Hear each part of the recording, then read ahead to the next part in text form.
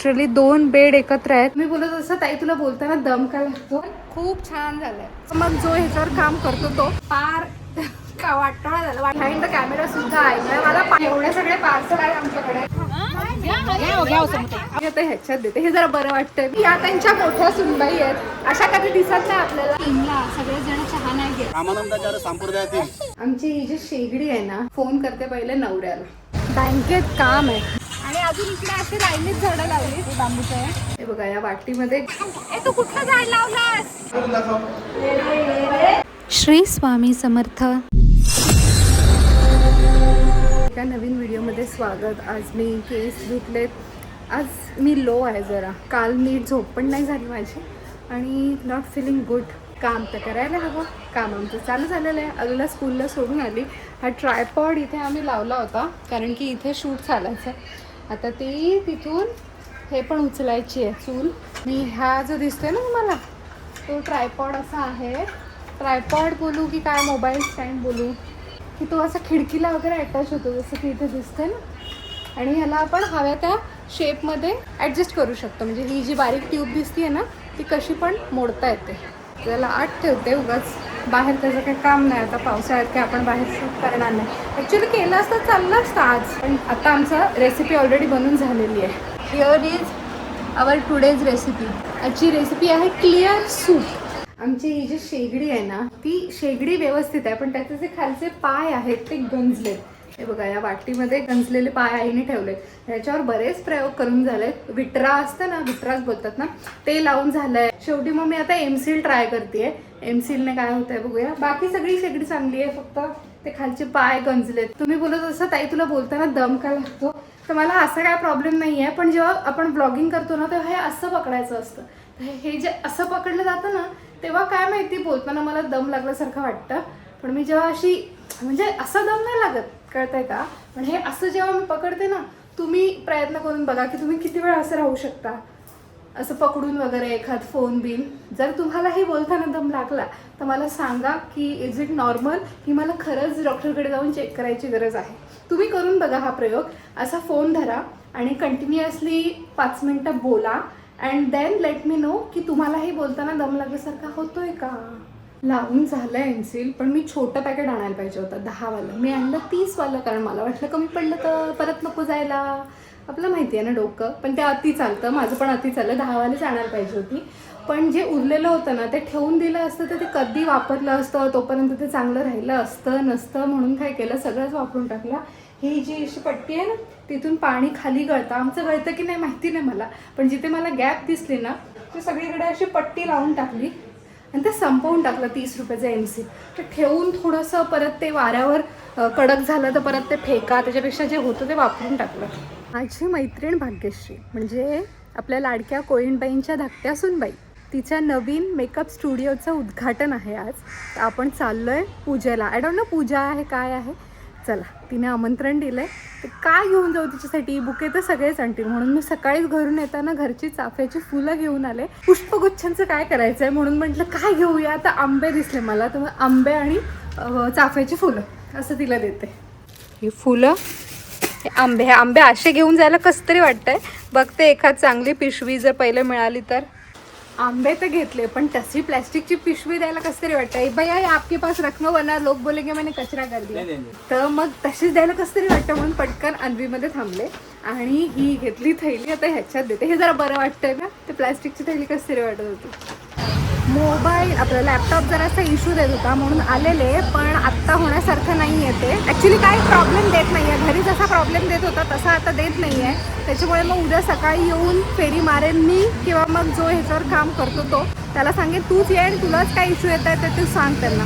कारण आता आम्ही जेव्हा ऑपरेट करून बघितलं तेव्हा काहीही इश्यू नाही आहे. सगळं व्यवस्थित चालतं आहे. सध्या तरी मी घेऊन चालले. ही भाग्या सुंदर दिसतेस ॲज ऑलवेज. खूप खूप अभिनंदन. खूप छान झालं आहे. स्टुडिओ मस्त स्पेशियस आहे. तुझ्या पुढच्या वाटचालीसाठी खूप शुभेच्छा. Thank you so much. भाग्या माझी फ्रेंड म्हणजे आमची पहिली ओळख कशी तू आणि माझी ताई दोघी सेम बॅचच्या. तर मी ताईला भेटायला जायचे मधल्या सुट्टीत तेव्हा एक ओळख. दुसरी ओळख म्हणजे हिची धाकटी बहीण आणि ती माझी बॅचमेट माझी मैत्रीण ती ओळख. तिसरी ओळख म्हणजे माझ्या लग्नसराईतली खूप सारी छान छान ब्लाउजेस मी ह्यांच्याकडनं टेलर्ड करून घेतली आहेत. त्याच्यानंतरची ओळख म्हणजे स्नेहाचा मेकअप सुंदर केला होता तेव्हा ती माझ्या तो डोक्यात राहिलीच, छान मेकअप करतं म्हणून ती ओळख. आणि त्याच्यानंतर अशी ओळख वाढतच गेली. त्याच्यानंतर लग्नात मेन म्हणजे छान ओळख झाली. आणि दादांची पण, दादा तिकडे बाजूला आहेत, जरा आम्हाला आमच्या मंडळींना पण दिसू द्या, या प्लीज. खूप छान फॅमिली पण भेटली आहे. अशीच तुझी वाटचाल पुढे पुढे पुढे जात जा. सगळ्यांचा तू एवढी वेळ काढून आलीस त्यासाठी खूप थँक्यू. छान वाटतं जेव्हा असे जुने मैत्रिणी येतात, भेटतात आणि आपल्या नवीन वाटचालीसाठी शुभेच्छा देतात. Thank you so much. थँक्यू मला बोलू. थँक्यू. चला बाय बाय. माझा खूप छान व्हिडिओ असतात त्याचे मला खूप आवडतात. मी आवर्जून बघतो, म्हणजे फूडला येत असतात दिसतो. आमच्या रेस्टॉरंटला कधी येणारच बघूया कधी येते ती. काही नाही, लवकर. पण मी non-veg नाही खात. आणि तुला व्हेज देऊ, मी काजूची भाजी देऊ तुला, चालेल, लवकर येणार. आणि भेंडीची पण. घेऊ मी तिकडून येते. कशा आहात? माझ्या व्हिडिओमध्ये परत दिसतात खूप भारी वाटतं. आणि ना ज्या त्या ऑन कॅमेरा जशा आहेत ना तशाच behind the scenes, behind the camera सुद्धा आहेत. म्हणजे मला पाण्याची बॉटल पण त्यांनी ओपन करून दिली. सांगण्याची गोष्ट अशी एवढ्या नम्र छप्पन असं नसतं, एवढ्या स्तरावर पोहोचलेल्या सेलिब्रिटी इतक्या छान नसतात, पण त्या खूप छान, खूप छान. आणि या त्यांच्या मोठ्या सुनबाई आहेत, अशा कधी दिसत नाही आपल्याला. हॅलो. आणि ही मीरा आहे त्यांची नात.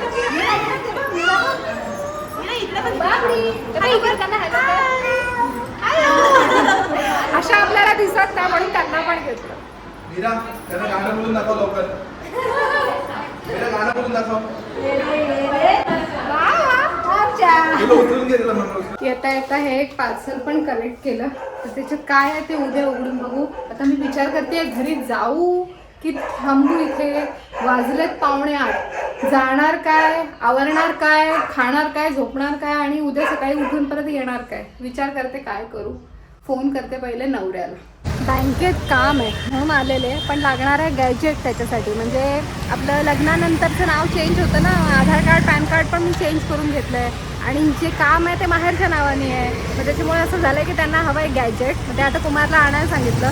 तोपर्यंत वेळ होता म्हणून मी घेतल्यात बेडशीट्स 4 घेतल्यात, पण महागाच्या आहेत.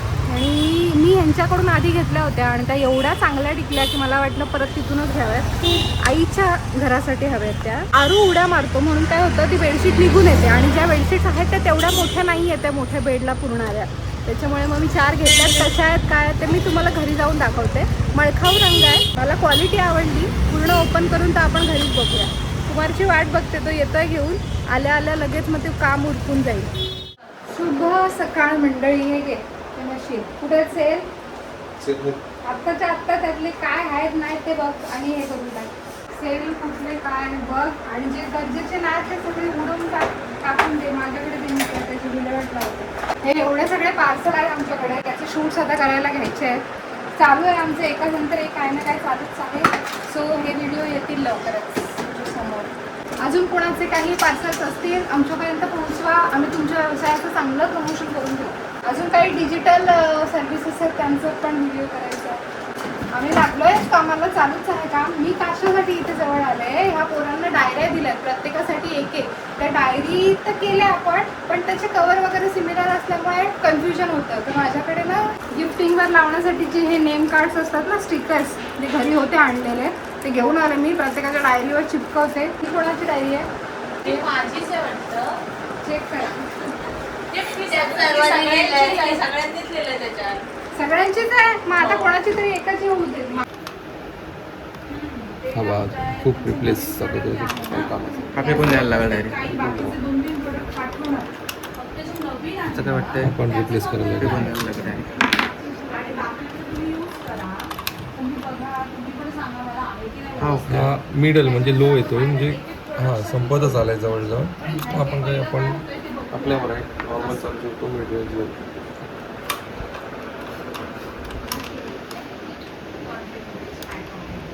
दिसायला खूप नवीन वाटत होता, मला वाटलं असेल फुल चार्ज, पण रिप्लेस आहे.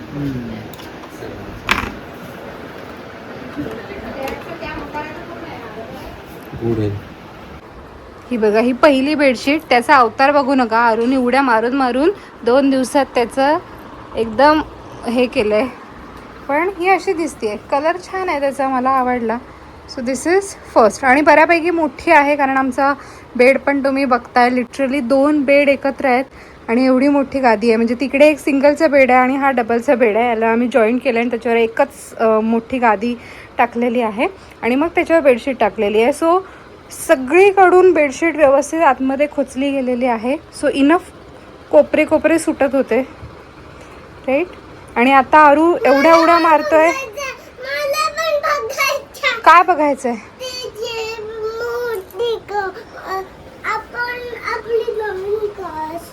कार कार कुठून आली?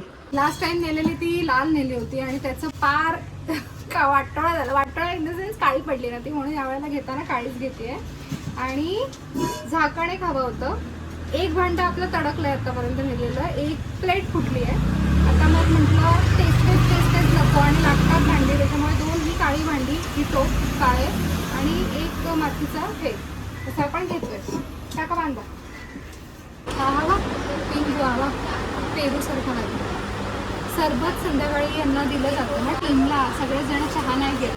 सरबत मी जे नेलेले ते संपले. मग आता 4 फ्लेवर्स घेतलं. काला खट्टा घेतला आहे, एक पायनॅपल, एक तो कच्ची कैरी आणि एक हा गुआवा. आता काय घ्यायचं आहे? त्याच्यात लिस्ट आहे, फोनमध्येच लिस्ट आहे. नाही मी पण नाही खात नाही. तो नाहीच खातो. तुम्ही खा. आम्ही झाला आणि चहा पाणी झाला. हे माझं माहेरचं गाव वेशवी आणि आमच्या गावामध्ये जगद्गुरू नरेंद्राचार्यजी महाराज यांचा संप्रदाय जो आहे त्यातली काही मंडळी आमची इथे बसली आहे. सध्या त्यांचा एक ब्रेक चालू आहे पण आत्ताच त्यांनी एक उत्कृष्ट काम केलेलं आहे ते म्हणजे वृक्षारोपणाचं. वृक्षारोपण आमच्या या रस्त्याअंतर्गत त्यांनी केलेलं आहे लगत. तर आपण ना जाऊन बघूया कसली कसली झाडं लावली आहेत. मगाशीच आम्ही येणार होतो पण काही कामात अडकलं होतं. म्हटलं चला आपण आत्ता फेरी मारतो. बघूया काय काय झाडं लावली. आमची काकी आली. आपण काकीला विचारूया कुठली कुठली झाडं आहेत ते. कसलं आहे काकी? पेरूचं झाड आहे. पेरू. वा, हे सीताफळाचं झाड लावलं. एक नंबर. आंब्याचं पण झाड लावलेलं आहे. आणि हे बघा हे काकाई झाड लावलंय ते आहे कंचन. म्हणजे ना याला हिंदीमध्ये कांचनार म्हणतात. ह्याची पानं आहे ना थोडी आपट्यासारखी दिसतात अशी बदामासारखी. हे अँटी कॅन्सरस प्रॉपर्टीज असतात याच्यामध्ये. सो हे कॅन्सरसाठी पण वापरलं जातं कंचनचं झाड. मला माहिती नव्हतं आपल्याकडे पण मिळतं किंवा कधी बघायला मिळेल प्रत्यक्षात. मिळतात ना? अरे वा ग्रेट. हे कॅन्सरसाठी खूप चांगलं आहे. पहिली आल्या. पहिली हे कुठलं झाड आहे? हे पेरूचं झाड आहे. अरे वा बघा पेरूच्या झाडाचं वृक्षारोपण झालेलं आहे. पेरूच्या झाडाचं रोपण झालेलं आहे. आणि अजून इकडे असे लाईनीत झाडं लावली. हे बांबूचं आहे. हे काय आहे?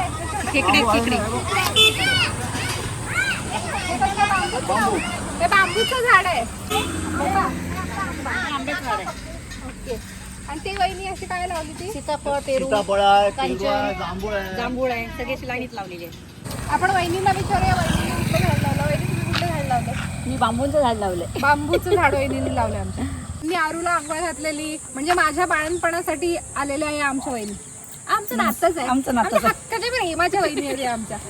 आरूला समस्त मॉलिश, मॉलिश ते या वहिनीने केलं.